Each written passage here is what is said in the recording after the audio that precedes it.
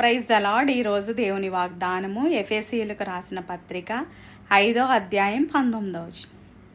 ఒకనినొకడు కీర్తనలతోనూ సంగీతములతోనూ ఆత్మ సంబంధమైన పాటలతోనూ హెచ్చరించుచు మీ హృదయములలో ప్రభువును గూర్చి పాడుచు కీర్తించుచు మన ప్రభువైన యేసుక్రీస్తు పేరట సమస్తమును గూర్చి తండ్రి అయిన దేవునికి ఎల్లప్పుడూ కృతజ్ఞతాస్తుతులు చెల్లించుచు క్రీస్తునందలి భయముతో ఒకనినొకడు లోబడి ఉండుడి.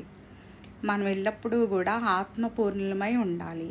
పరిశుద్ధాత్మను పొందుకొని పరిశుద్ధాత్మ ద్వారా మనము దేవుణ్ణి కీర్తిస్తూ స్తుతిస్తూ ఆరాధిస్తూ ఉండాలి. సంగీతములతోనూ మనము వాయిద్యములతోనూ ఆయన ఆరాధిస్తూ స్తుతిస్తూ ఉండాలి.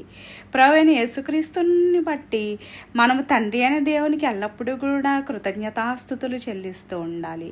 మనందరము పాటల ద్వారా వాక్యము ద్వారా ఆత్మ సంబంధంగా ఒకరినొకరం మనము హెచ్చరించుకొంచు దేవుని యందు భయభక్తులు కలిగి జీవించాలి.